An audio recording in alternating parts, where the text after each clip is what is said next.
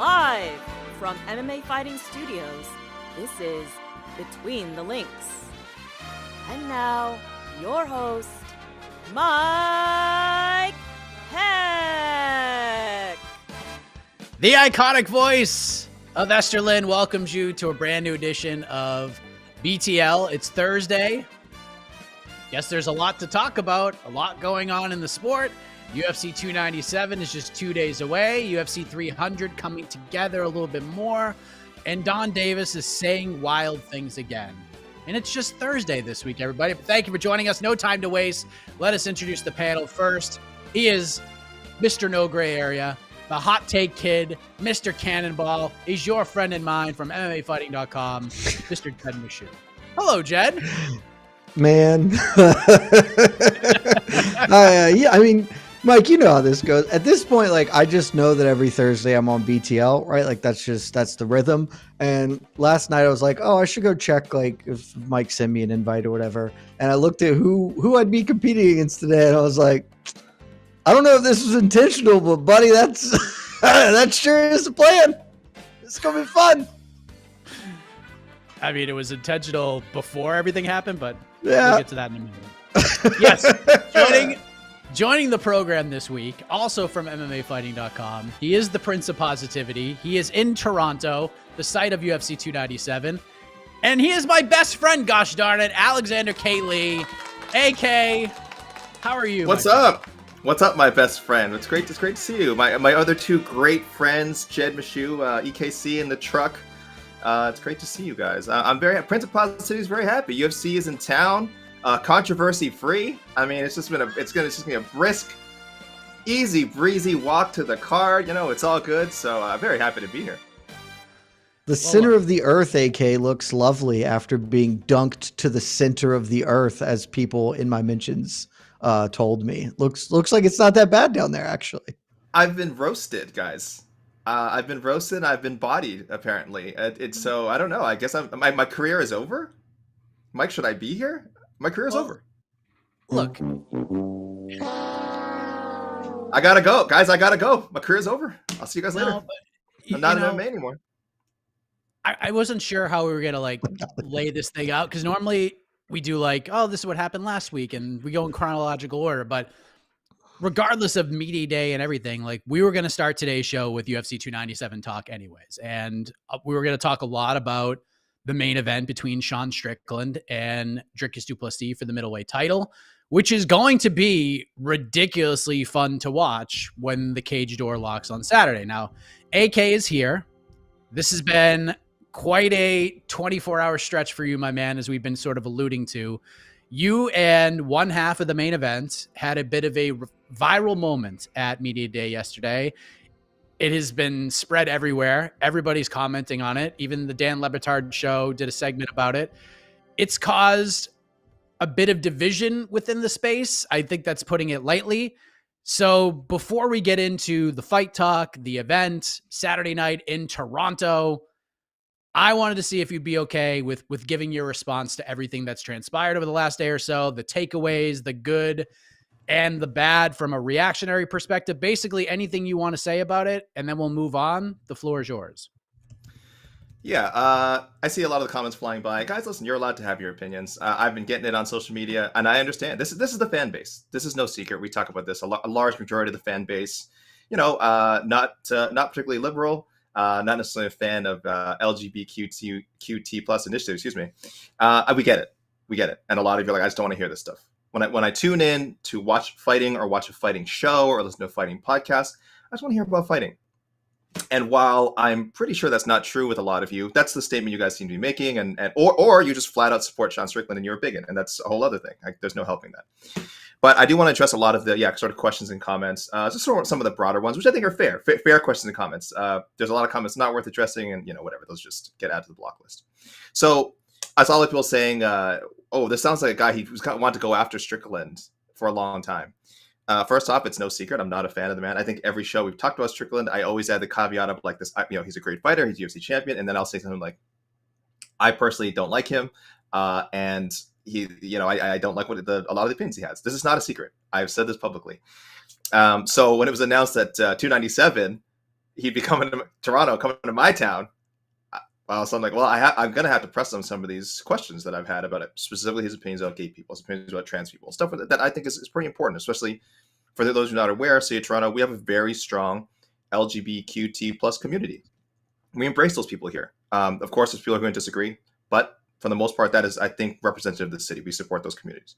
So it was a good opportunity. I see people asking, why didn't you ask him when he tweeted this 2 years ago? When was I going to do this? I want to ask him face-to-face. I want to ask him in a live setting. The UFC has not been in Toronto since 2018. So for you geniuses out there, do the math. Where is my opportunity to ask about this? This is literally the first chance I've had to ask him on a media day, and I took it. Whether you like that or not, that's the facts. All right, that's the way it is. And yes, I had been thinking for a long time how I was going to phrase these questions. People at MMA Fighting, my editors were so helpful with like how to approach this. Big shout out Sid Ziegler at Outsports. He wrote the article that sort of followed what happened yesterday at Media Day. I talked to him a lot before because again, I'm an ally, but I'm not part of the community. I don't feel comfortable speaking for them, but I talked to people who sort of said, if you're going to be there and going to ask about it, here's the best way to do it. And so I felt that way. So Mike, you addressed it a bit as well this morning. That like, we did it for clicks. We did it for attention. What clicks? We didn't, you said it. We didn't post to our socials. We didn't do a story. We are hosting the Outsports story, but that's not MMA Fighting clicks. Not that we care. It's not about that. It's not a story about getting clicks. It's an important story. I'm kind of all over the place here, but I did also want to talk about the confrontation itself because we were joking like, oh, I got bodied or I got, I'm the Infection now, which I actually kind of love. It's a great nickname. So if you guys want to call me AK the Infection Lee, I mean, that's not great. A good nickname.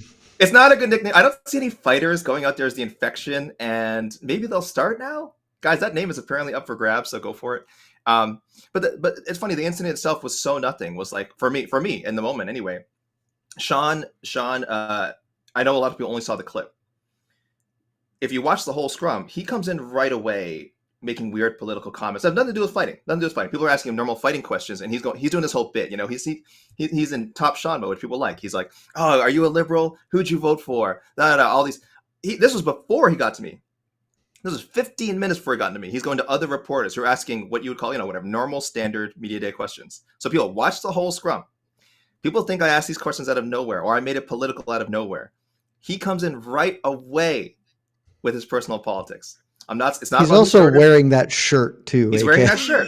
Yeah, he's wearing that shirt. It's not about who started. I'm not doing it. Oh, he started it, so I went after him.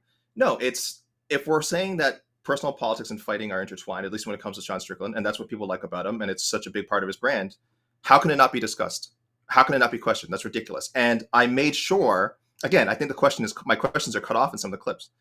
I made sure they are pertinent to fighting. Again, this was his first time in Toronto, a very supportive community since 2018, the UFC's first time. So I'm going to ask him. These are important questions to people in the community. So I'm going to ask him. So I have to dig up an old tweet. Not ideal, but it's a good chance because he has such a great platform now to ask him if he's mature. If he just has a different stance on it, he doesn't have to suddenly say, "Oh, I love gay people," which he kind of did after. He was like, "Oh, I don't hate gay people." He was all over the place, man. He was all over the place after. But it's important. You got to ask these things. And then people saying the trans question, why are you pushing your trans politics? His tweet said he was going to use his fight time to make a statement against Bud Light and its association with Dylan Mulvaney and the transgender community. That's a fight question, guys. That is him saying, I am using my role as a UFC fighter to question a sponsor with the promotion. And I'm going to make a personal political statement on their time. I don't know if he meant post-fight speech. I don't know if he meant during media day, which is apparently what happened. But he said he could use company time. So go back, listen to the questions. You don't have to agree. I get it. If you don't agree with the questions, that's fine. But don't say the questions that have nothing to do with fighting and don't have anything to do with Sean Strickland. They very much do. So I accept the criticism, guys. I accept what Sean Strickland had to say. Two people from the UFC, sorry guys, two people from the UFC PR team were very nice to me after. I thought they were going to give me a little bit of crap. No, they said, "Oh, I'm really sorry that happened." And I said, "Nothing. What happened? Nothing happened. He didn't say anything to me that I thought was like particularly out of line. The Infection, I don't know what that means. I think it's hilarious." So it's the stuff he said about the communities that definitely I'm more concerned with. But stuff to me, you don't have to apologize to me. What did he say to me? I asked a question and he answered. I thought that was I actually thought it was a fair exchange. His comments, again, I don't agree with. But the stuff aimed at me, it's not a big deal. People are saying I'm playing the victim. Where at any point have I said like, "Oh, feel sorry for me. I was attacked"? I don't feel that way. I don't think I was like, I don't know, particularly. I saw harassed. We'll say harassed, I guess. I don't know, maybe I'm not being sensitive enough, but I didn't think it was that big a deal. I don't think he like came after me. He was saying nonsense that could have been aimed at anyone. Sorry, Mike, I don't want to hijack the show, but that's pretty much my stance on it for now. Again, there's a lot of comments coming in. I got a lot of great DMs, and from some people I truly, truly, truly respect. So that drowns out so much of the noise. There's a lot of faceless bots out there. So for everyone sending nice messages, thank you. For everyone sending criticism, listen, just think about this issue a little more. Go watch the full clip. If you don't like it, you don't like it. I'm not going to change your mind. That's fine. Like we said, it's a free country. It's a free country here. It's a free country in the U.S. And guess what? That means I'm allowed to disagree with Sean Strickland says. And he's allowed to disagree with me. And you're allowed to disagree with me. And you're allowed to disagree with him. That's the beauty of it. You can't be saying you support free speech and then saying Alex Lee should be banned from the press conference or Alex Lee should be banned from Fight Night. Because that's suppressing free speech, guys. Sorry to tell you. I just want to close. I'll say, guys, donate to charities, man. Donate to meaningful charities. I just want to shout athleteally.org, big charity that supports gay, lesbian, and queer and trans participation in sports, finding ways to integrate. Sketch.ca, that's based in Toronto, and then also Native Addictions Council of Manitoba. So you don't have to donate to these places, guys, but find causes, donate, be active. I mean, there's a lot of people out there that need support and need a voice. And it's not, again, this incident, I'm glad it has actually so little to do with me, I feel like, and more to do with amplifying voices in the community, especially in the MMA community, that don't get a chance to talk and don't get to platform themselves. So I have no regrets over how this went down. And again, I appreciate the UFC's sort of response to me. Are they going to release a statement? Is ESPN going to release a statement? I don't know. But hate being, any focus of the story. But if it helped anyone feel safer in the MMA space, then I'm glad for it. Thank you, AK. I did ask you yesterday if you were okay talking about it. And by the way, just for the record, for all those, AK's only on the show for the clicks. We talked about this before media day yesterday. You were coming on regardless. I wanted you on because you were in friggin' Toronto anyways. So this had nothing to do with that. But the fact that you came on here and it even talked about that you're still here and that you gave a statement and that you responded to everything, cojones, my man. Cojones. That's why you're my best friend. I have so much respect for you, and I stand by my tweet. My best friend is better than your best friend. So there you go. There you go. Jed, do you have any thoughts before we move on? I mean, AK, look, this is AK's thing, right? Like, this is not for me to insert myself. The only thing I will sort of speak on this is just grow up. Like, everybody just grow up. This isn't that hard. The one thing that maybe I disagreed with AK about is not even specific. It's just, we have this there is a reflexive feeling to justifying asking these questions. Well, these are fight related questions. Fuck that.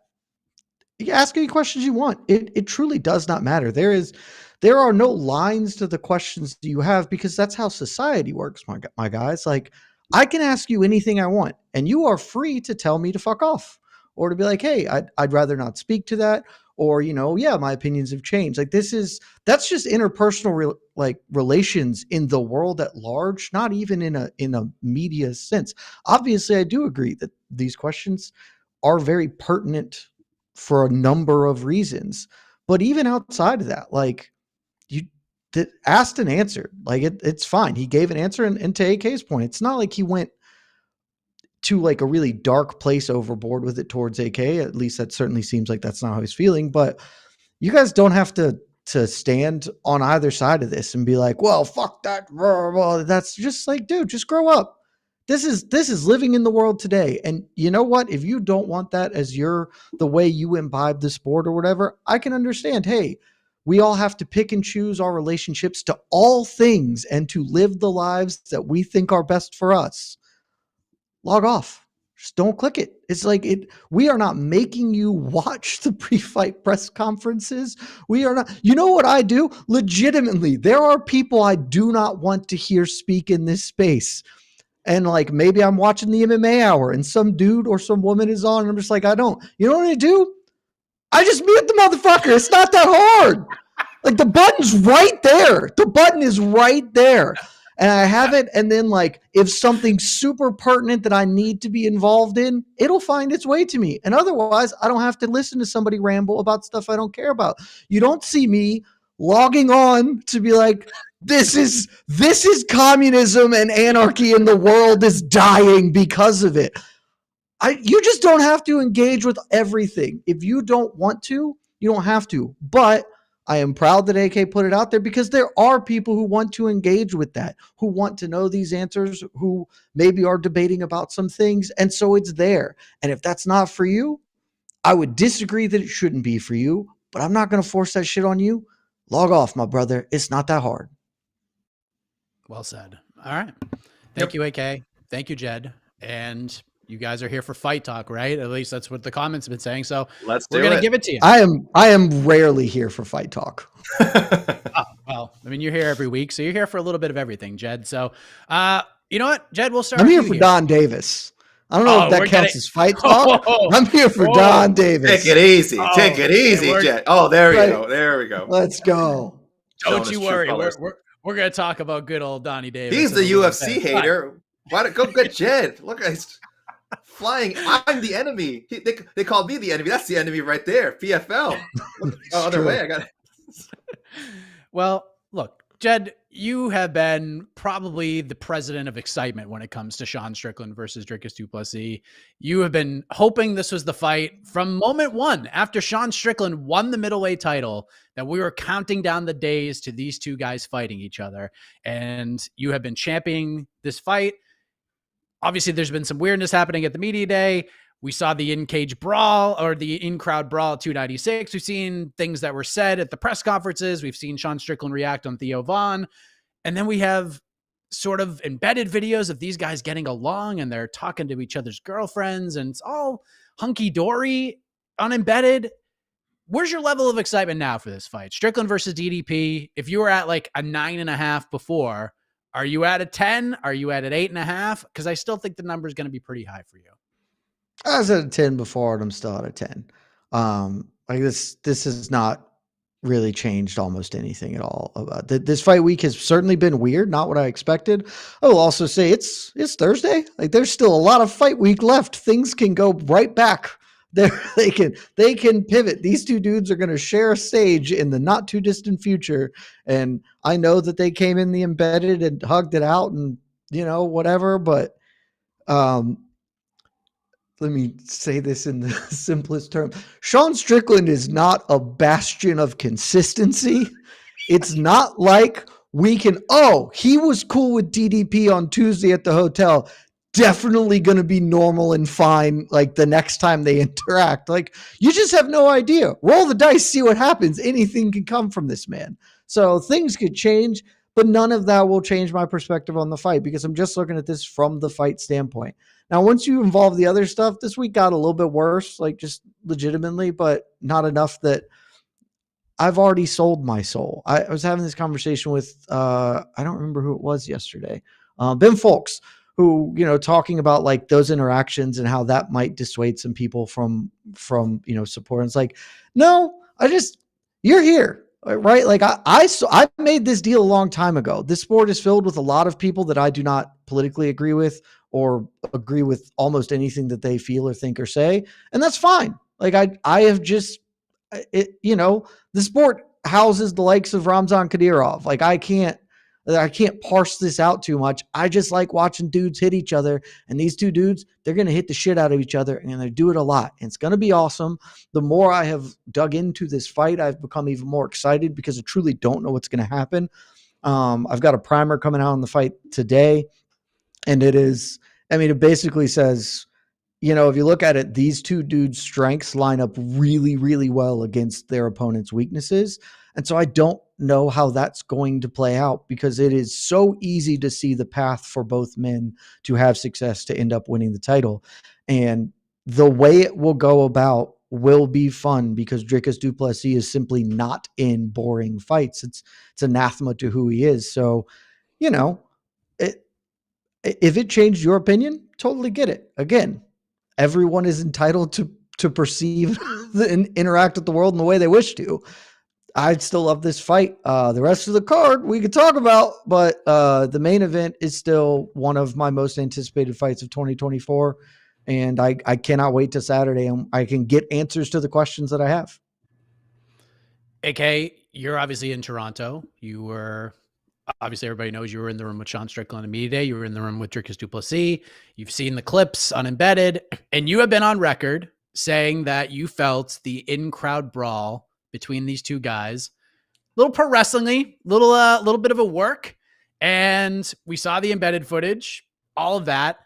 Do you feel vindicated in some way? But I mean, I guess the real question is, do you feel like some of the heat may be off this, or do you feel like after the press conference later on today, as the show is live, things are going to ramp back up?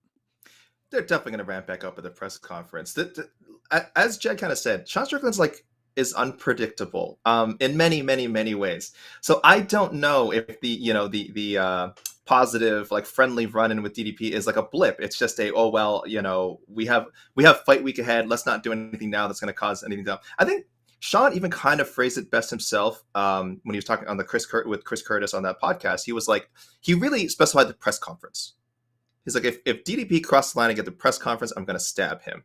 And probably just hyperbole, but I do think Sean is kind of looking ahead.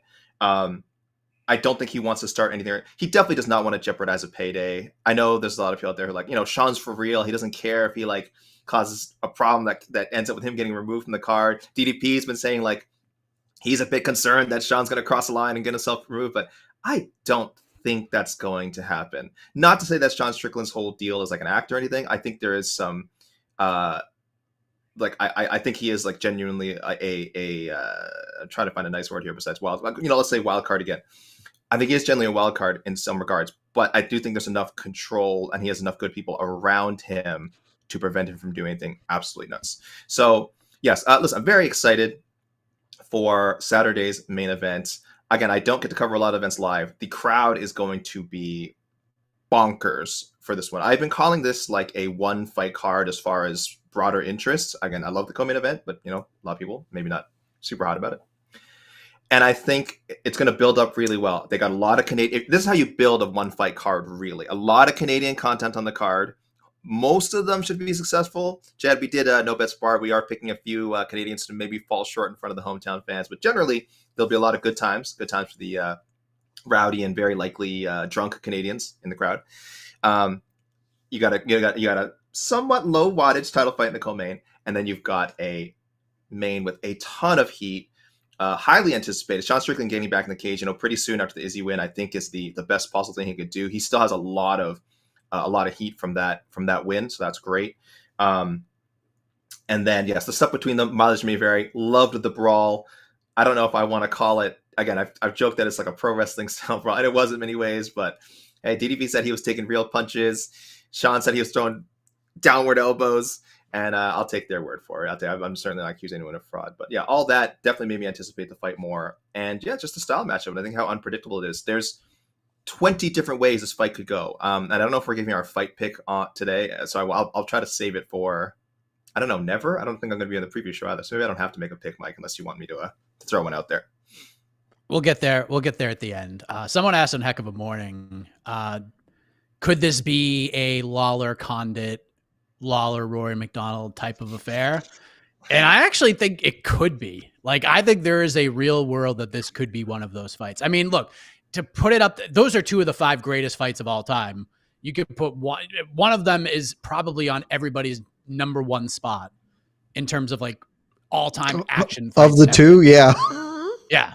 It's really good. And this, because of the style and because what I think could actually happen here, which is so crazy to think about with Sean Strickland, because when he stubbed in to fight Nasruddin Imavov, the reaction from the MMA community and probably on this show to some extent was like, oh God, another Sean Strickland Apexy main event. And then 8 months later, he's must-see TV.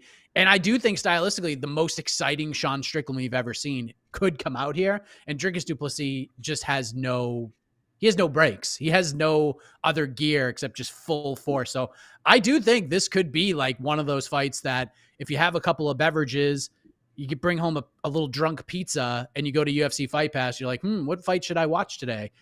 This could be one of them. This could be one that you look back on 5 years from now and want to rewatch. But to talk about the impact of this fight, Jed, and then you can respond to that as well.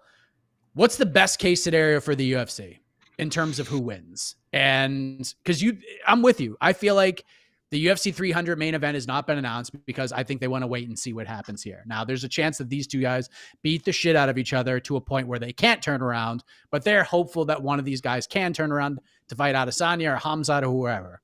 What's the best case scenario here for the UFC in terms of the fallout of this fight?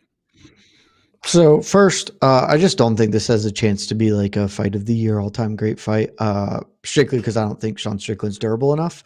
Like, when you look at those fight of the year all-time fights, it is two dudes who are incredibly durable. And Dricus du Plessis appears to be that. We have certainly sort of seen that from him. Sean Strickland, I'm not, he is not some glass-chinned dude or whatever, but he can get got. And the way that with the hammer that Dricus swings, like if he's landing in a way that would make it this exciting all-time fight, that probably means Strickland has died. Like he has just fallen over and cannot continue. So I just don't think it's going to be that. I'd be great if it was. Always want more of those. Fortunately, looks like we might have a number of those kind of fights lined up on the docket for later this year.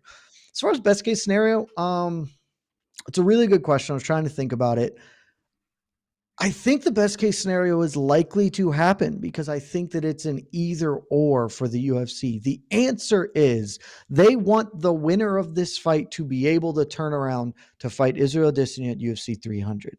If Sean Strickland wins the fight, it kind of doesn't matter what condition he's in. He's just going to take that fight. That's his gimmick. That's who he is. He will sort of accept any fight under the right conditions, and he'll get paid handsomely.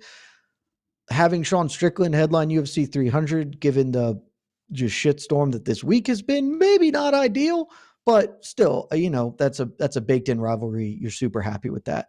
Conversely, if DDP wins this fight, it's probably going to be fairly quick. It's probably not going to be this long protracted battle where he suffers a bunch of damage and can't turn around quickly.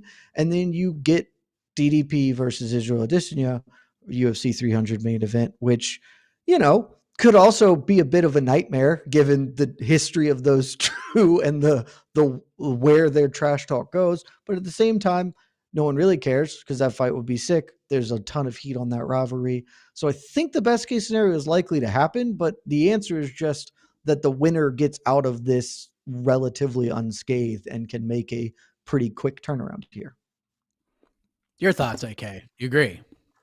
Yeah, either of these guys, if you can get Izzy to come out and end his hiatus, which seems like he can end at any time. Like I think we're all kind of encouraging him, and we're kind of happy to hear that a guy who was such a busy champion and took on so many tough fights was willingly, stepping away from competition so he could rejuvenate himself. And he did the documentary. He's always promoting things. Seemed like he was pretty drained, but that opportunity to headline and some would say save UFC 300, and again, if the price is right, maybe it's enough to get Izzy back. Sean Strickland certainly said that. He said at the press conference, he was asked if 300 was in the cards, he said, "Yeah, pay me, pay me what I deserve, and I will headline UFC 300 against someone." And I'm like, yeah, that's probably the best answer.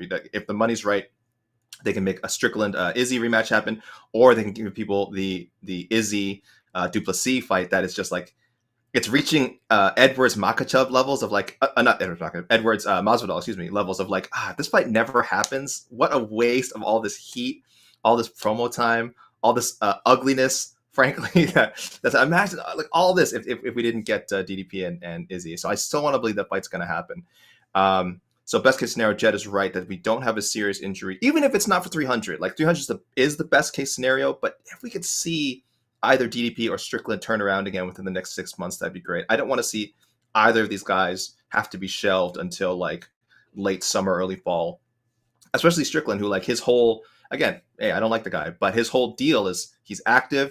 He fights in a way that keeps him healthy, and he could have a really big year in 2024. We've kind of talked about before. There should be no chance that he like repeats as our fighter of the year, that he was our MMA Fighting's 2023 fighter of the year. But imagine if he's healthy enough and successful enough to get in there and defend the title like 3 times. He'd be up there, man. He'd be really strongly in consideration. And what a strange period of MMA this would be, where that guy is our best fighter of the year 2 years in a row. So I don't think it matters to the UFC which guy wins as far as their business goes. I don't think either guy is necessarily. Strickland might be a little bit more of a draw right now, but I think they do have something with DDP. I think they like him a lot. I think they like his fighting style, definitely more consistently exciting. So it's almost, as long as these guys make it to fight night, I think there's really no way the UFC can lose. For the first pay-per-view of the year, expectations are pretty moderate, and I think they're gonna meet or surpass those expectations. So it's gonna be a good night, at least by the time the main event is settled. Yeah, dude. If he could beat DDP Izzy again and then Hamzat in 2024, like Sean Strickland's gonna have a real good case for this. So, AK, you teased it. I don't know if it doesn't look like you're gonna be on the preview show tomorrow. Maybe you'll throw out your prediction on the weigh-in show, but we could break some news here. What's your pick for this main event? Gosh, I reserve the right to change. Again, Jed, we did no bets barred earlier this week, and I think I said what were some interesting wagers, but I never actually gave a pick.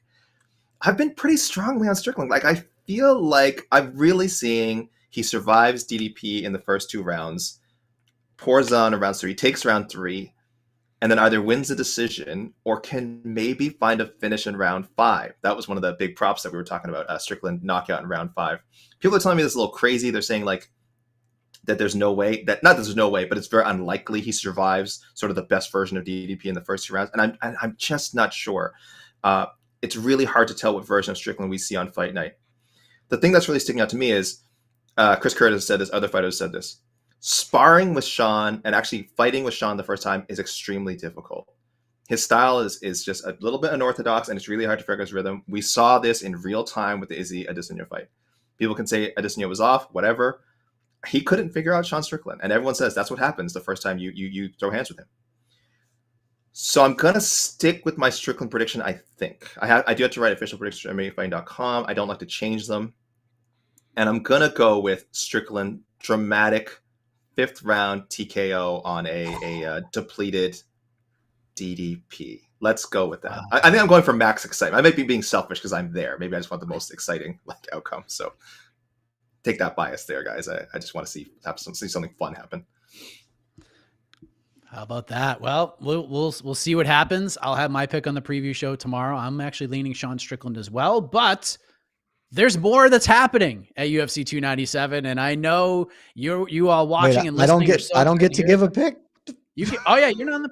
You're just going to transition us out. I don't get to give a pick. It's nonsense. I thought you were going to be there. All right, who are you picking, and why is it DDP? Well, it is DDP. I totally understand Sean Strickland winning, and it makes sense to me. The way he attacks is really, really well set up against DDP. I've been trying to figure out why I've just had such a vibe for DDP this whole time. And I was listening to Jack Slack's podcast this morning, and it sort of all crystallized. He was like, because they're sort of inverse fighters, right? Like Sean Strickland, the way they go about business is sort of the same, but just kind of exactly opposite. And with DDP, he is like 80% anarchy and then 20% like tactics. And that was like the Rob Whittaker fight. It's just like, you hear him talk about it afterwards is, yeah, we saw a couple, he outlined specifically like what they saw, what they prepped for, how they went about attacking Robert Whittaker. And so most of him, he's just fighting like DDP. But then in the middle of that, there's like, oh, here's this opening attack, and it drops Robert Whittaker, and suddenly here we're going. It feels like that's just how this is going to happen, because also if you look at Strickland's resume, great. Not here to knock it. He has historically struggled against dudes who hit just real hard. Like if you're just a bonker, he's struggled with you. Jared Kennedy, Alex Pereira, most obviously, Alesguizo dos Santos, like those are the guys. And he just hasn't fought a lot of dudes who hit really hard. And so his game works really well, but I think DDP is going to be able to disrupt him, hit him real hard. And if he gets him down, I think this fight is over. DDP is extremely underrated as a just demon on top. The way he emasculated Robert Whittaker the moment he got on top of him was really jarring. He can just bring all his physicality to bear, and I don't think Sean Strickland can keep up with that. So I won't be shocked if Sean Strickland just teeps him a whole bunch and DDP gets real tired, but I'm going DDP. I love it. On opposite sides here. Let's move on. The rest of this card, it's going to be fun. It's probably a quick second round, but the point for round 1 goes to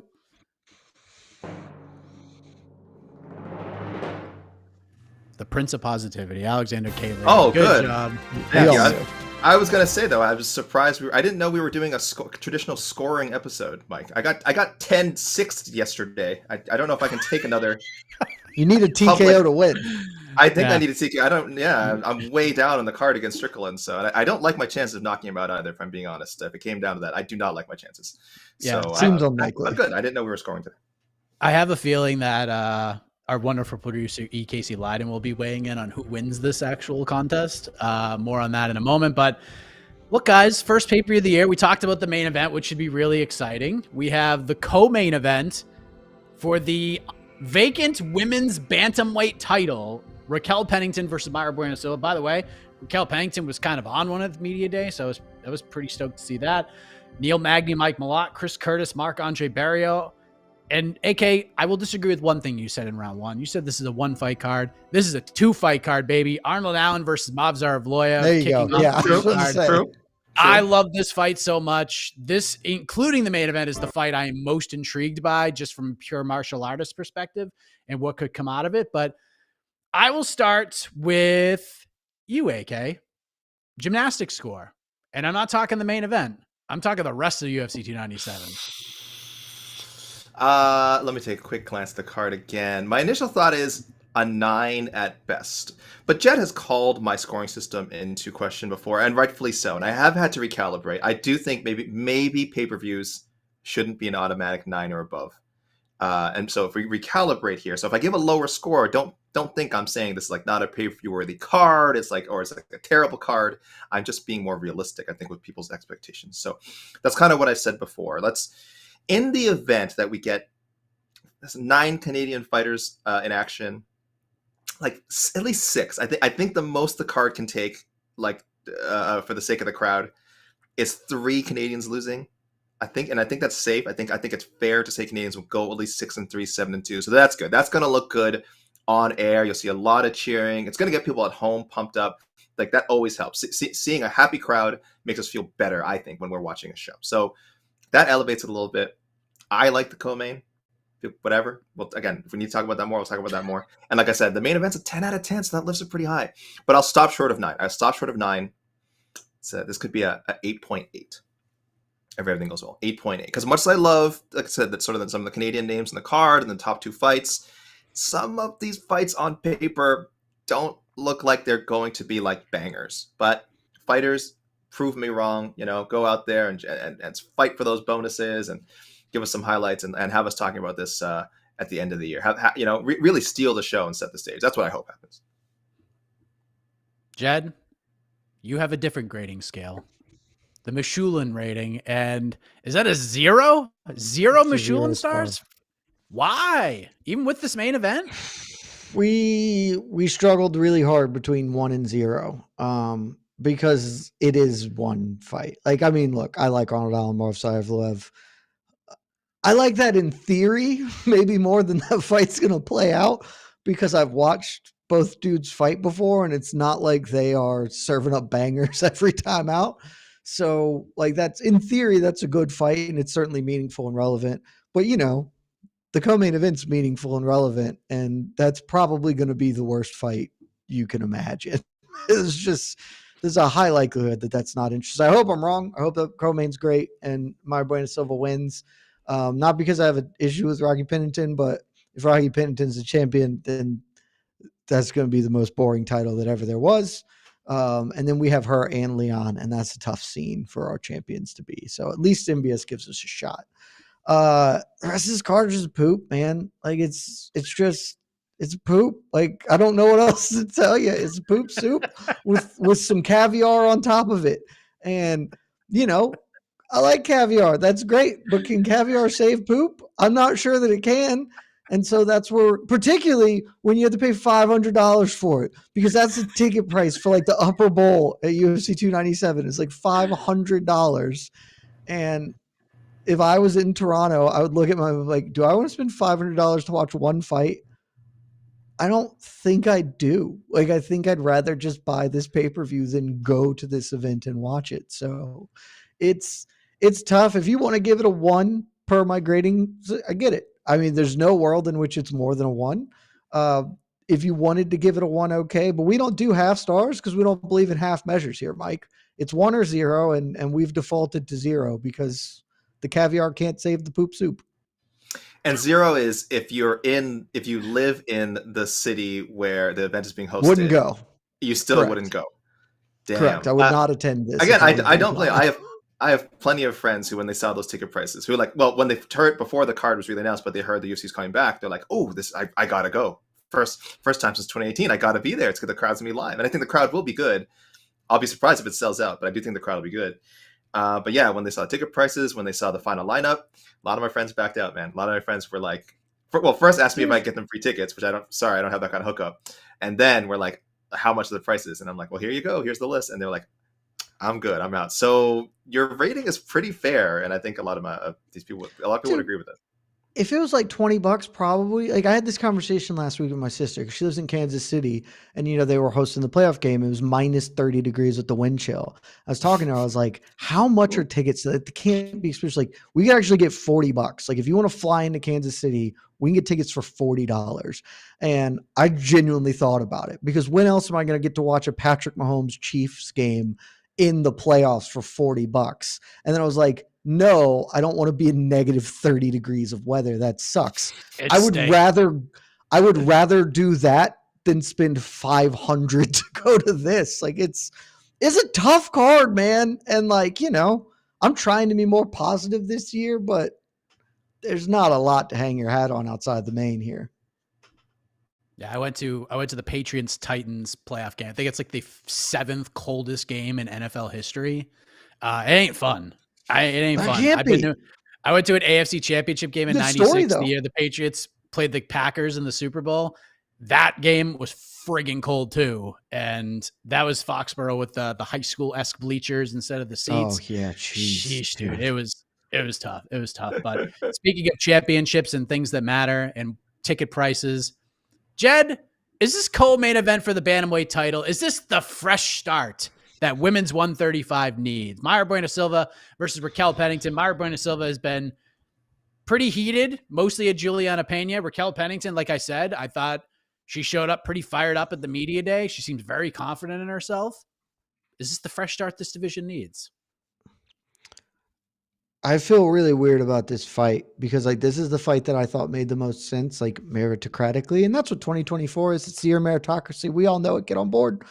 And yet this week it's just been like, kind of feels like Juliana Pena should be involved in this. I know she's injured and that's why she's not, but like the conversation sort of steers around her. And at least, even though I supremely dislike her as a fighter, she does it like she brings some level of interest that is just not coming to bear with these two. Look, I sort of said it in my last answer. If Pennington wins, no, this isn't the fresh start. This is terrible. And if Pennington wins, she will deservedly be a champion. Respect to her. She's a very solid fighter. She's paint drying, man. Like if Leon Edwards is leafy greens, Rocky Pennington is maybe one step above Holly Holm in the dietary fiber, like ranking of fist fighters. She's just not compelling television, and that doesn't mean she's not good. She obviously is very good on a great run over quality-ish, quality is relative in this weight class, but quality competition. If Mayra Bueno Silva wins, there's more of a chance. But as you kind of look into this fight, I was talking to AK about this. I don't remember if we said it on air or not. We've sold ourselves a bill of goods with MBS, particularly MMA fighting, because she's had like 3 fun wins. And more specifically, she finished Holly Holm and kind of finally ended that reign of terror. We've all decided that, she might be fun, but actually she probably isn't, because if you look at all of her other fights before then, it's not like she was the most captivating fist fighter that ever was. So like maybe that's an outlier. I don't know. If she comes in here and she runs over Pennington, then yes, maybe this weight class has a champion who won't be Amanda Nunes, in that respect, but at least is more exciting and more compelling. And the matchup with Juliana Pena will be better. If not, then yeah, 135 will continue to exist as the worst weight class in the sport. That's a real weight class. So, AK, do you agree that MBS has to win for this to be a fresh start, or could Mom Raquel, who like I said, fired up at media day, has some heat with Juliana Pena herself. She's been calling for this fight since The Ultimate Fighter. She does not like Juliana Pena. I'm sure the feeling is mutual. Where are we at here? Do you agree with Jed? No, not at all. Not at all. I think Raquel will be a fine champion. This is a new day for the women's 135 division. All right, Amanda Nunes, comfortably retired. I think we'll be pretty confident that she's. I don't think she's ever coming back. I think she's done everything she can, made a lot of money.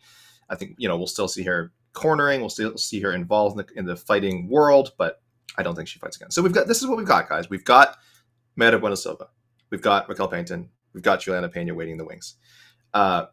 Either one, I think, would make for a great matchup. That's this. I don't know if this is the first time that we've had a situation where we're in the women's bantamweight division in a while, where we're like, oh, we have this title fight, and we also have a ready-made challenger. Like there's a narrative in this division for the next 6 or 7 months that has not existed for the longest time. It's kind of, I'm sure I'm the only one thinking this, it's kind of dragged along a little bit the last few years. I don't know.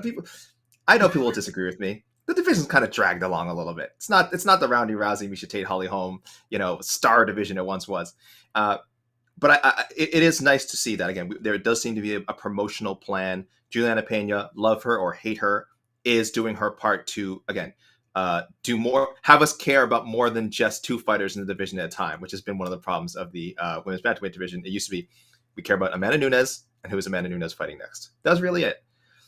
I have some hope as well for the next generation of women's bantamweights coming up. We've had Nora Cornol added and Melissa Dixon, Irina Alexeyeva, some talented fighters who are currently competing at 135. Josiane Nunes, she's been kind of messing around in 145 and is clearly a bantamweight, and I think is people are sleeping on her a lot. So I hope we see her back in action soon. This division is not going to become a top 5 division. It's probably, I'd be surprised if a women's bantamweight fight headlines any card this year, even if it has a lot of heat with I don't know, again, Bueno Silva and Pena. I just don't think it would be a headliner, and that's fine. That's not where the division is yet. And may never be. Would never be the Ronda levels again, or Amanda Nunes levels even. But that doesn't mean it can't be a respectable division again. And considering how low this division has sunk at times, I think we can take that. It's just nice to have a division that has fights regularly booked in it. I think, Jed, you're always bringing up, they book a dozen, 12 to 14 women's bantamweight fights a year in the UFC. It's so wild. 19 last year. There were 19 of them. Was that kind of the hard ones to have a weight class when 19 fights occur? Was that kind of the ones that got canceled? Because then some of the fights got canceled. No. The 19 that occurred, that happened. That's pretty good. So I think we can beat that this year, especially if we have. I don't remember if there were any weight misses last year, but that does include weight misses if there were. Just that was scheduled to be. I don't remember if anyone missed, but 19 of them. Really tough to have a weight class. I think when 19 fights occur in a year. It doesn't feel like a weight class, does it? So I don't know if we're going to blow that number away. I think at best you're getting 20, 21 women's bantamweight. You might even get less this year, but at least the picture at the top will be a little more intriguing. So yes, I'm highly optimistic that no matter who wins, Raquel Pennington or MBS, we'll at least have nicer things to say about women's bantamweight division this year. And I know that's setting the bar really low, but let's keep our expectations, realistic. Well, let's keep our expectations realistic for the Professional Fighters League, because that's where we're going next. We will have more 297 talk on the preview show tomorrow. The point for round 2 goes to Mr. Poop Stew himself, Jed Meshew, 1-1. It's a soup. It's not a stew. Soup? It's a soup. I mean, Good no soup. matter how you make it, soupy, stewy, it's hilarious nonetheless. So big dollop of caviar on top and hope it works out. Depending on who you ask, speaking of hilarious, Donn Davis back in the news. Jed Meshew, I think you're the perfect guy to start with. Been an interesting week for MMA in Saudi Arabia and promotions that host their events on ESPN and ESPN Plus. UFC was supposed to host an event March 2nd in Saudi Arabia. No longer happening. They're going to move that to the world's most famous Apex. Maybe they go back in June. And then we find out that on February 24th, the highly expected PFL versus Bellator Champions card is going to happen. And the same night as UFC Mexico City. We did a quick reaction to that, Jed. And we'll get into what Donn Davis had to say on the MMA Hour yesterday, because I laughed a lot and I'm sure you did as well. But he's the best, man. you started that reaction podcast. I mean, putting this event over. You were very into it, and then the more we talked about it, the less you put it over. Now, where are we at now? A couple days later, we've heard from Donn Davis. We've heard about the plans for the promotion. We'll get into some specific quotes in a moment, but where are we at here? Are you still at that 10? Are you a little bit, where are we at? Are we somewhere in the middle from where we started to where we ended on that reacts? Look, I'm still pumped about the fight card. I think it's as I said on the React show, it's as good a fight card as PFL can put together. You know, like maybe that's not explicitly true, but Donn Davis kind of went on and explained why there isn't Kayla Harrison Cyborg, why Patchy Mix isn't on the card. Like the kind of obvious names that would be left off. Donn Davis's quote more or less was, if you're thinking of a fighter that we have access to that's not on the card, the only reason they are not on the card is injury or conflict. And so, and that's as good an answer as you can sort of ask for. And the fight card's still good. Fight card still is a very, very quality fight card. I kind of like the construction of everything they're doing. My issue was, as I sort of thought about it, the timing was going to be abhorrent because it was going to run concurrently with UFC Mexico. And that's just going to draw much more attention. Now, that actually appears that maybe that's not the case. Because it's going to be earlier fight cards. There will be some overlap, but it might not be as bad as I thought. But still, like the kind of point remains, it's better to do that this fight card will happen in a weekend where they do not own the weekend now, because UFC Mexico will still own the weekend. They will be driving the narrative, and it's not what PFL wants. They want to kind of be making these big steps. So still got those issues, but ultimately it doesn't matter because Donn Davis, I just love him so much. He's the funniest man in mixed martial arts. Like he's not trying to be. He's so earnest that I almost don't believe that he's being earnest. But God, he is funny to listen to. When he was talking to Ariel yesterday, and without a trace of irony or a smirk, like nothing, it was like, well, you know, we're not idiots. And I think that's actually, maybe we know what we're doing. And, you know, you look and we look at our fight cards, and, you know, if you look by Fight Matrix, which is, you know, if you know MMA, you know Fight Matrix. It's kind of the only universally accepted ranking system out there. And if you look at Fight Matrix, our scores line up dead even with non-pay-per-view UFC events. And he said that without the slightest trace of irony. And I just howled. I howled laughing at how every facet of that is ridiculous and funny. And then a couple of minutes later was out there talking about, you know, what's going on with Francis Ngannou. Actually, I think it's great that Francis isn't going to fight for the PFL. I love that Francis isn't fighting for the PFL. It's so good for us that he might fight for us in 2025 because the fight will be bigger because he's the biggest star in the sport. And, you know, we don't have anybody for him to fight. That's true. But maybe, you know, the winner of Hernan Ferreira, Ryan Bader, maybe that's the guy who jumps up and says, I should be the one to fight Francis Ngannou. And it's just, he's the funniest man in the sport. And I cannot get enough of him. Cannot get enough. There's a specific quote I'm going to read in a moment, but I also love the comparison of like, listen, you can go to Cabo in a private jet in March, or you can go there tomorrow on like Spirit in a Winnebago. In a Winnebago. Winnebago. Do you go to Cabo? No, of course. You wait till March to go to Cabo in the private jet. It's look, you guys know I am prone to making sort of somewhat ridiculous analogies, leafy greens, etc.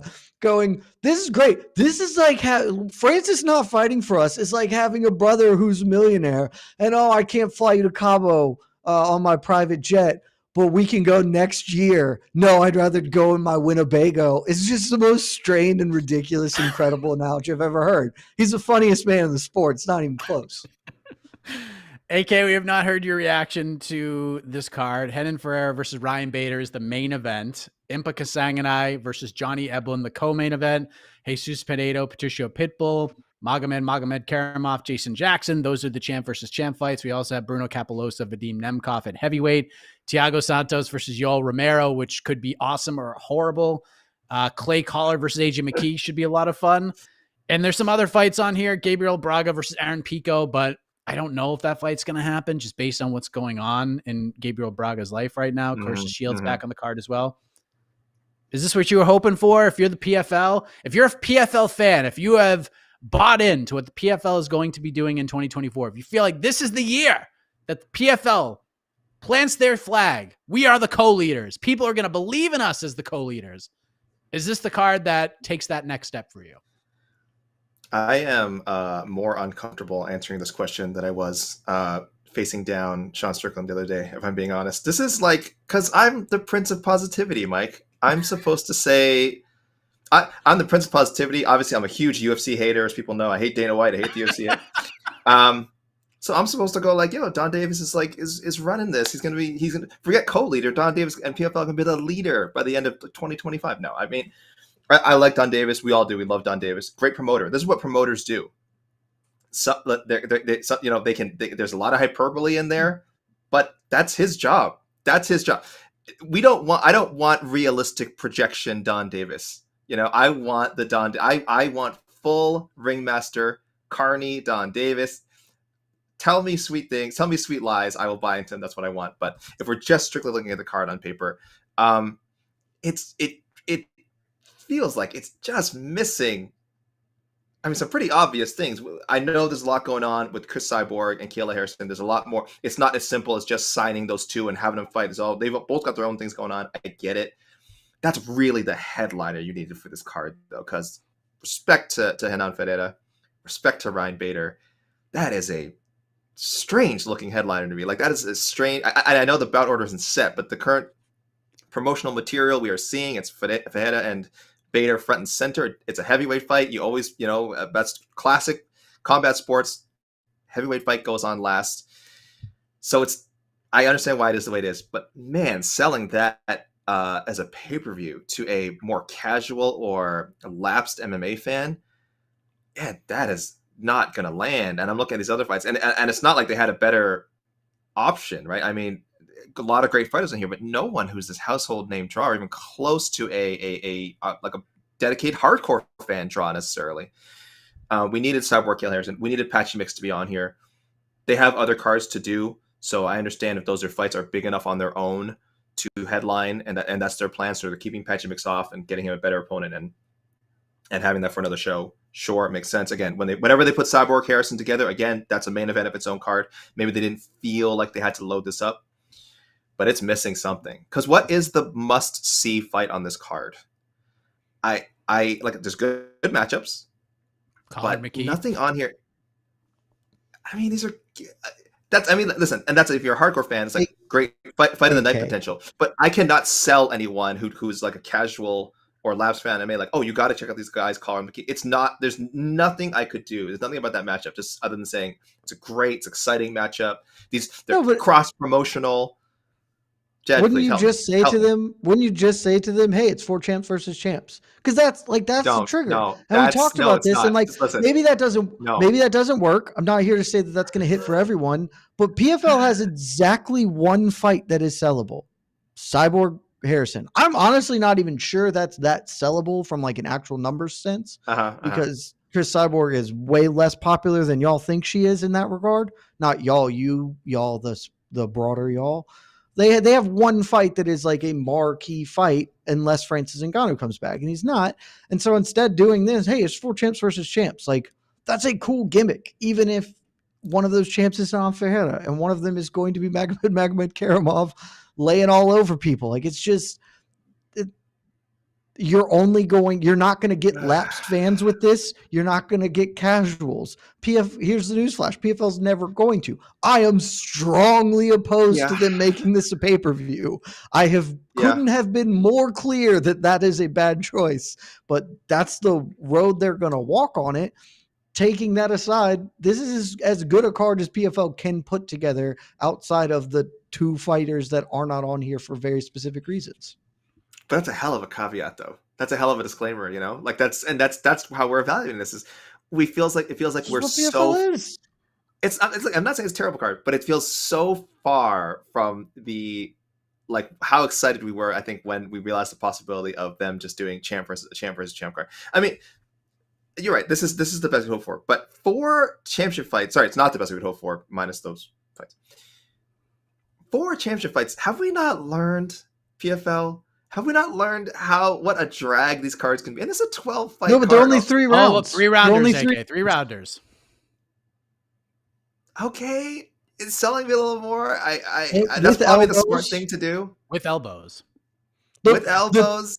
No bullshit. The actual best thing Donn Davis said yesterday, the one thing that I didn't laugh at, ironically, was when Errol asked him, was like, why, like, what's the 3-round thing? And he was just like, yeah, we've been listening. We understand that our pacing isn't maybe the greatest in the world, and that having this many title fights, that would sort of strain what we're trying to do here. So we thought we'll just do them 3-rounders, and particularly with the short notice-ish nature, that's better for the fighters as well. Like, that's them taking a lesson. Hey, one of the major knocks on us is that our pacing is awful. We're going to try and speed this up. 7 fights on the main card. Still not sure that's a great choice, but not 25 minutes is a huge, huge benefit to this card, in my opinion. I'm amazed they didn't squeeze Biagio Ali Walsh's pro debut onto that main card there. It feels like you got to hook still people, early. I feel like they've been building that for so long. They've dedicated a lot of time to Biagio Ali Walsh. You guys are selling me with the 3-round thing, but I just cannot get my blood up. Maybe I'm a fake fan, because of course I'm gonna keep up with the coverage. I'm gonna. Maybe if I'm covering it, fighting will pay for it. But if I'm a non-hardcore, I shouldn't say non-hardcore. If I'm someone who's not working in MMA, it has to mull over $50 for this pay-per-view. It's a once-in-a-lifetime thing, but no one's going to pay for it. No one's going to. That we've settled on. Yeah, no, this was. Oh Lord. You obviously did not listen to our reaction show where was me going down the well of you're going. On that Saturday night, you're going to open up ESPN Plus if you're in the US, and you're going to look at a free UFC fight card in Mexico that is headlined by people and has a crowd that's going insane, versus a $50 card with people you don't know. I have no idea what the Saudi crowd will be like. My guess is it won't be as good as Mexico freaking City. And which of those choices are you going to make? Everyone's going to take the free UFC card. No one's going to buy this thing. It's why it should be free, but you can't tell people that, apparently. It doesn't fit with their economic models, per Donn Davis. I don't know what economic models they're benefiting by getting $400 from the media members who buy this, but I guess they're getting some. I wish the leader of the co-leader nothing but the best. But this is if we're doing gymnastics rating for this card, this is maybe a 8.2. For what should be a massive. I'm a real downer today. Again, I'm a real downer today. Look, like I said, this whole segment has been so much more uncomfortable for me than yesterday. You have no idea. Well, we're gonna play grade the. Yeah, we're gonna play grade the quote in a moment. The more I look at this card, the more I realize this is actually pretty brilliant by PFL, because and I'm talking about how from a perceptual level, like maybe not from a buys level and a business level, but a perception level. Because let's be pretty clear, ladies and gentlemen, if we had a full entire card of Bellator champions versus PFL champions, maybe one PFL champion wins, like maybe one. Like, it's going to be a massacre for Team Bellator. This way, with these 4 particular fights and the way they have structured this card, you can make a case for 2-2. Maybe it's a sweep for Bellator. Who knows? But at least this way, perceptually, you have the chance for Bellator, for PFL to win a couple of these.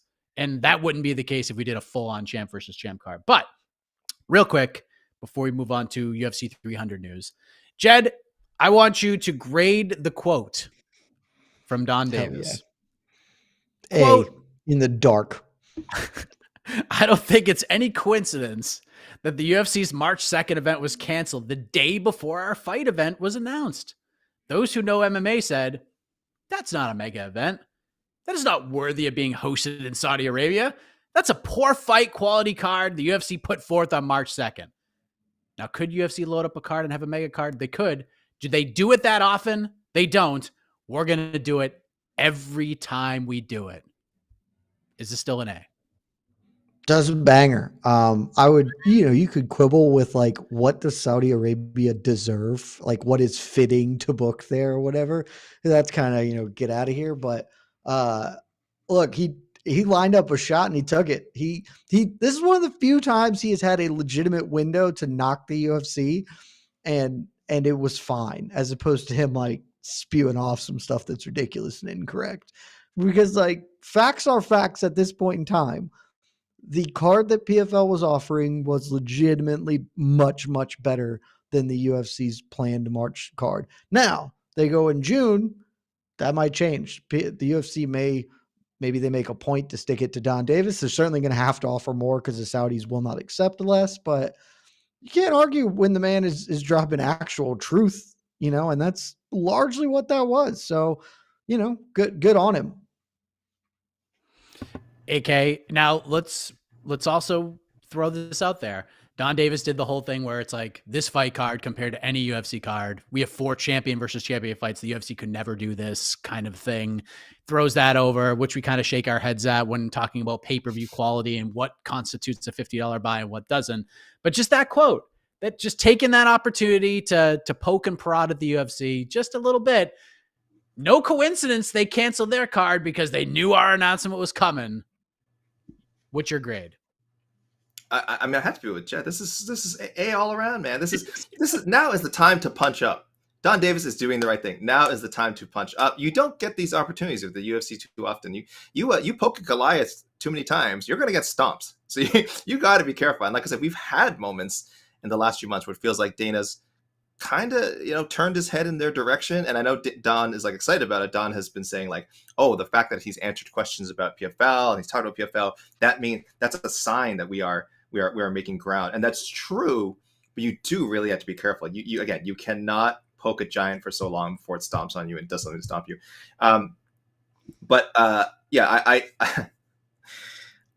one thing I want to say is I love how people were sort of questioning the Saudi or like the government saying like, oh, how can they like do that to the UFC and like demand a strong card? I'm like, we should all be demanding better cards to the UFC, shouldn't we? I don't mean to side necessarily with the Saudi government on this one in general, but just the idea that that they could a group independent of the UFC could have so much influence on their business practices. You should not be shocked, and you should not be like torn up about it. You should be like, yeah, okay, maybe this is a consequence of sort of the watering down of cards that we've discussed forever. And as far as, and I really love Don saying the UFC would never give you 4 title fights in one card, because it's true. It's true. This is great advertising, guys. That is factual.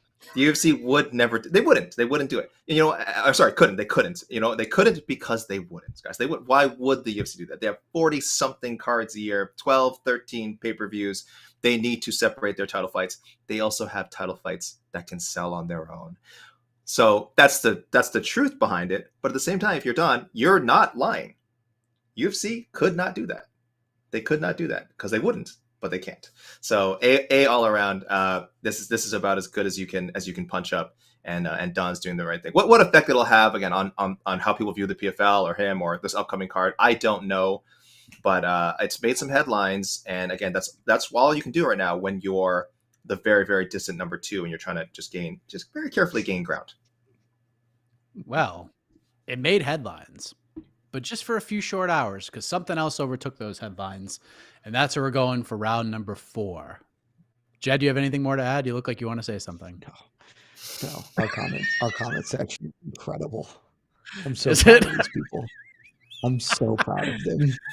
There's the one guy spamming the same comment for the last 35 minutes like he's got a winner. It's just, I got him. I'm going to click this every 3 minutes. What a fucking legend.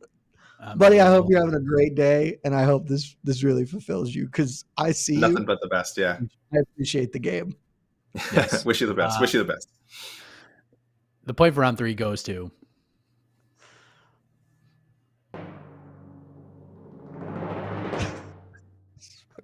Jed Meshew.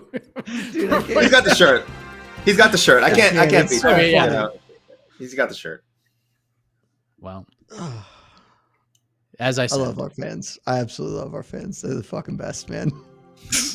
PFL versus Bellator had headlines, but then UFC CEO Dana White steals them all because he goes on social media. He sees some of the backlash about UFC 300, which I have said multiple times. Everybody relax, be patient. Let's see how the rest of this card shapes up before we start throwing rocks at glass houses when it comes to UFC 300. Dana comes out and says Jim effing Miller, fresh off his win at UFC Vegas 84, will be fighting Bobby Green. But the one that has gotten all the reaction, the BMF title will be on the line yet again, the second time in less than a year. The new champ, Justin Gaethje, will defend against the former featherweight champion, Max Blessed Holloway. AK, we have not heard your reaction to this. We did a second Reacts pod on Tuesday talking about this announcement in this fight. Seems like people are into it. There are some people kind of divisive who are just like, oh, why are we doing this? Max is too small. He's going to get thumped up real bad. And then some people are just like, I don't care. This is a banger. Where are you at here? What do you think of this matchup? Does this feel 300-ish to you? Gaethje versus Holloway BMF title. Mike, love. Such a popular on to the next one matchmaking pick for the last 2-3 years, probably. Everyone's saying when he kept running to Max Holloway, when he kept running into the Volkanovski wall, like maybe dip his toes in lightweight again. It's a great lightweight to fight. Justin Gaethje. This is a dream matchup. And that's, ideally when they're putting together the UFC 300 card, the kind of, you want to have those big title fights, like actual real UFC title, quote unquote, real UFC title fights, and dream matches, right? Dream matches or big name power. This falls under, a dream match. It's not, I know the BMF title's on the line. Mileage may vary there with people on how valid that is, the title, but it's cool. It's a cool gimmick. It doesn't matter. If it means we get 5 rounds of Gaethje and Holloway, who can complain? I'm all in, man. I'm not as concerned about like, oh, well, Max just doing that because there are no more options at featherweight and he's too small for lightweight. True enough, not a guy who I don't know if he's going to be able to deal with some of the bigger lightweights. Is he going to get smothered when it comes to wrestling some of the guys in that division? Yeah, maybe. I mean, Max has elite takedown defense, but true. If we're talking about 10 pound plus when they get into the cage, maybe 10 pound, 15 pound difference, could be tough to overcome. But that doesn't matter. I don't care about what happens next. I don't care like, oh, is Max Holloway going to win this and then he's going to defend the BMF title? Is he going to stick around? Who cares? This is an incredible fight. It's going. Max did not look bad against us. I know it was a clear win for Poirier, but people should go back and watch their rematch. He had his moments. Maybe the size did turn out to be the difference at the end. I don't know, but he had his moments. He clearly can compete at 155. Facing an elite guy like Gaethje, that's another question. But this is why we book the fights, people, because we want to find out.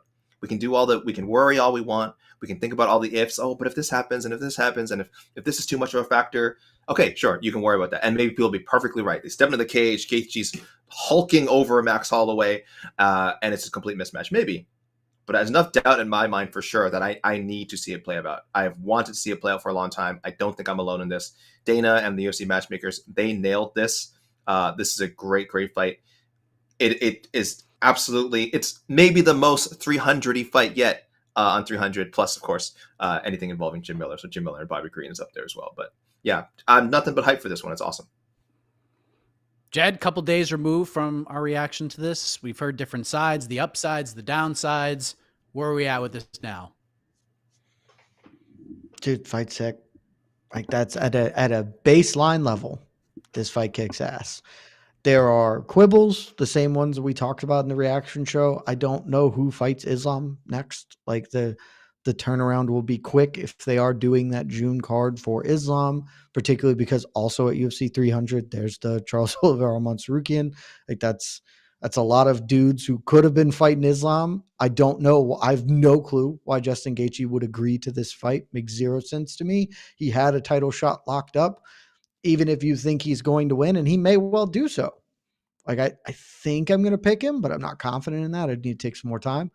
I don't know why you risked the title shot that you absolutely have to headline UFC 300 unless you're getting, not headline because he's not even headlining.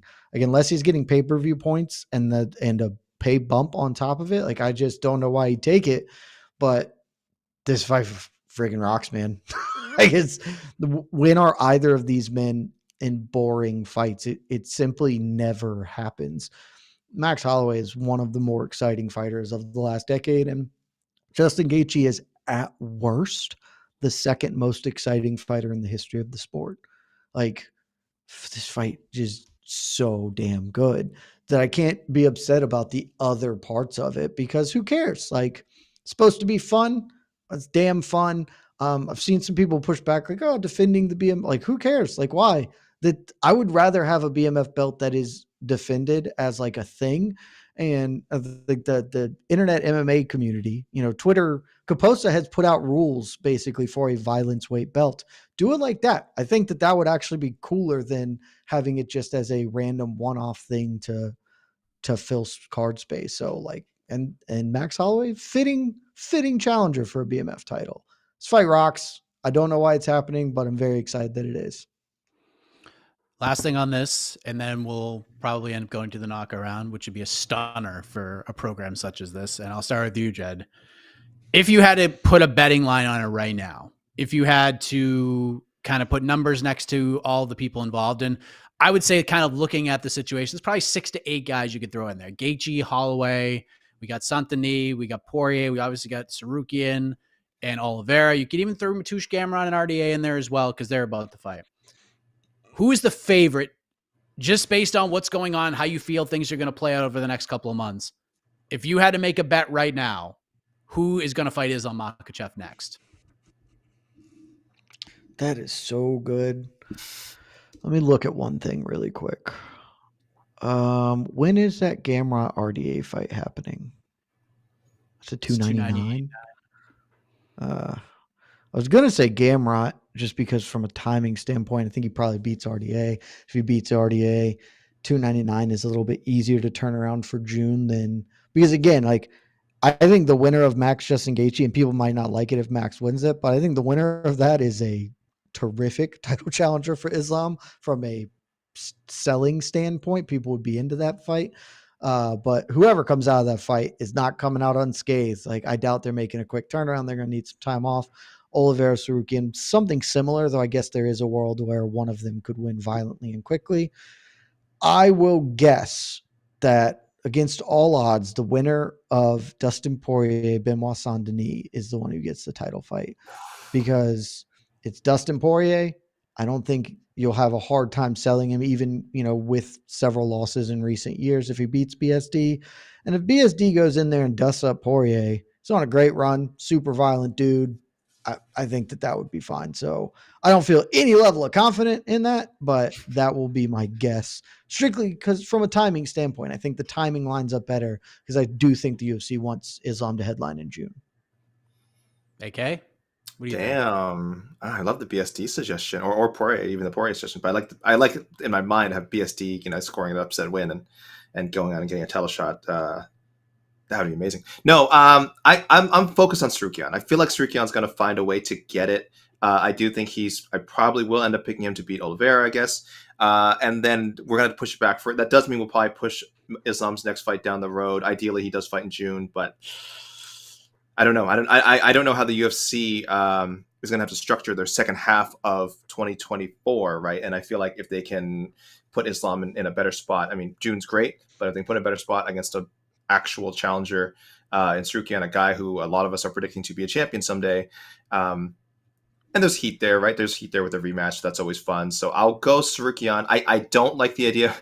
I had this horrible thought as Jed was speaking about Holloway beating Gaethje and then fighting Islam. And then Islam's like past 3 title defenses all being against featherweights. It would be such a weird way for his legacy to sort of be forming. What are you talking about? That's what John Jones, people call him the GOAT. He's middleweight for his entire career. I opened the door. Check the facts, baby. That is a true statement. That is a true-ass statement. I walked right into that one, Mike. I walked right into that one. Hashtag gaslight John Jones. I think it's a little different, Jed. I think it's a little different. I do think Islam needs to get some actual lightweights on there. So that's the one scenario I don't like. As much as I love Max Holloway, as much as him beating Gaethje certainly would be worthy of a title shot sooner rather than later, I just don't. One, I'll probably pick Gaethje to win, and 2, even if Holloway won, I can't throw Islam in there with another featherweight. It just doesn't feel right. So give me Strickland beating Charles, and then having the title fight, a rematch with Islam. Probably won't be ready for the summer, but sometime second half 2024. Jed, you and I were smirking at the same time. I wonder if we're thinking the same thing as all of this is coming out, because maybe we're not, but I'll tell you what I started smirking and what came over my thought process. Could Leon Edwards be next for Islam Makhachev, considering the timing here? If they want him in June and none of these guys are available, is Bilal Muhammad about to get jumped over by Islam Makhachev? Is there a chance that happens? Yes, I still don't think it's a good one. We talked about it sort of in the reaction thing. I am now very, very confident that Leon Edwards will headline UFC 301 because business doesn't stop at 300. They got a pay-per-view the very next month and they need a new champion on it. And I think we have largely all sort of assumed 300 would make sense because it would have, but once you establish that Gaethje Holloway is going to be there, and it already has another title fight on there, unless you're going to do 4, which the UFC won't, Dana can't put out a message that says, hey, you guys know how sick you liked that BMF fight? Leon Edwards is headlining 300. Can't do it. Just can't. That'll go over like a fart in the wind. Cannot do that. So I think 301 is Leon, which then is an even worse timeline for June. But there is a world where they just say, F it. Saudi wants something big. Here's big Islam challenging for welterweight. I desperately hope that doesn't happen. That's the worst timeline and would really be a big blow to my 2024 as the year of meritocracy and righteousness, agenda that I'm pushing. So I won't say 0, but I'm really hoping that doesn't happen. Saudi could come. I mean, it could. Man. Okay. Do you think I'm crazy for even putting that on the map? It would be so insane. It would be, but I could see it happening.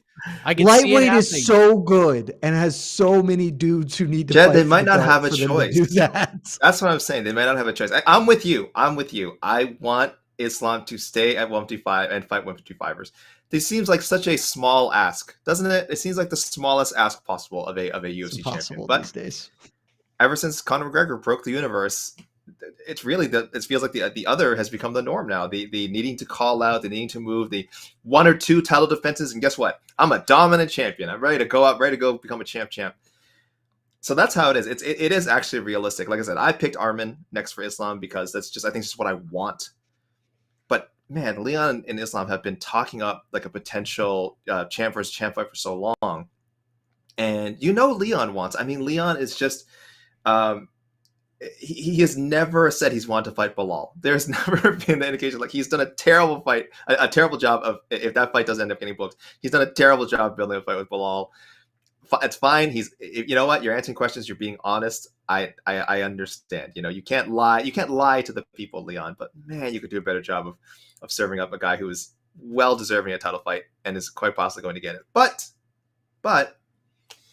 if Makhachev and Edwards' machinations pay off, maybe I'm wrong. Maybe Leon's been right not to talk up Bilal. Maybe Islam's been right to say, hey, I'm ready to challenge for that welterweight title. And maybe they do get their headlining opportunity in Saudi Arabia because, we've seen the Saudis. Listen, they are not easily pleased. They're not just going to take anything. But Islam fighting there and then defending against another champion, that has nodding Saudi heads all over it. I can't believe I just talked this into existence, perhaps, because, oh God. I just don't. I hope it doesn't happen, but You're two really good lightweight contenders. You did it.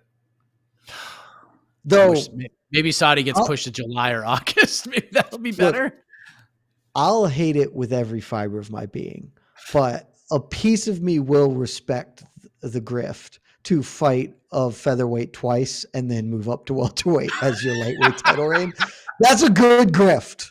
It's a really good grift. I'll hate the shit out of it, but man, that's a really good grift. Well, let us move on, everybody. The point for round 4, man, we're approaching BC levels of length for these shows. Point for round 4 goes to AK Lee. It's 2-2. We're going the knockout round. We're going to do this very, very quickly. I had no idea what I was going to ask. And, well, we're just going to ask something else. And I think I may know where both of you guys are going, but knockout round time. Each of these wonderful competitors will have 60 seconds to answer the same question. Once they get through that, I'll talk things up. Casey will come on and announce the winner because that's how we're going to do it today. So, Jed, you were the last man to pick up a victory on this program. Do you want to go first? Do you want AK to go first? I'll go first. Screw it. Who cares? What? Wow. Right. Taking the initiative. Mental warfare. Mental warfare, AK. I don't want you coming in here with journalistic questions. Stay in your lane. You know? All right, Jed. Look, it's no secret. We already talked about this. You have 0 Michelin stars for UFC 297 coming up on Saturday. We have obviously the main card, which we've run down, but we do have some preliminary fights. We have 7 of them, as a matter of fact, 12 fight card as of right now. So here's what I want you to do, Jed. I want you to sell the people on which prelim fight they should watch. If they could choose one prelim fight to watch before turning on the TV at 10 o'clock to watch this, or I'm sorry, turning the TV on MMAfighting.com. It's a great website for the watch party. Which fight are they picking and why? Tell them. Go. This is an impossible task. This is more difficult than the John Wick impossible task to sell one of these prelim fights. And I feel bad because I'm going to betray AK in doing so, because I'm going to use a piece of information that I did not know until just a couple of days ago, and AK sent it to me. And I'm going to read this quote. It's a quote from bantamweight Sergey City, who's rematching Ramon Tavares, a fight that happened on the Contender Series, had an absolutely garbage stoppage, and despite no one wanting or needing this, they're rematching it in the UFC.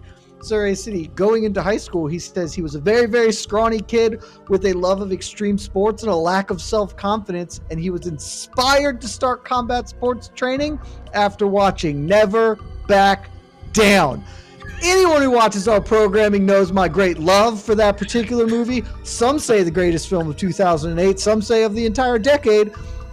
Shout out to Never Back Down and all the people involved in it. And because of that, I'm here to watch Surrey City fight this Saturday. Wow. I learn something every week on this program, and I think that's why I love doing it so much. AK, Big Tyler forever. Jed, it's Surrey City. It's Surrey City. Oh, Surrey City. Come on now. I'm going with my pronunciation. Reiner de Ritter. All right, Reiner de Ritter, Jed. Henny de Hitter. Oh Lord. Oh God. AK, same question. You're going to be in the building for this in Toronto. A lot of Canadian fighters representing on this card, but what's the prelim fight? I think I know where you're going with this, but go ahead and sell the people. Go. No, I'm going to go in a different direction that I thought Jed was going to go in.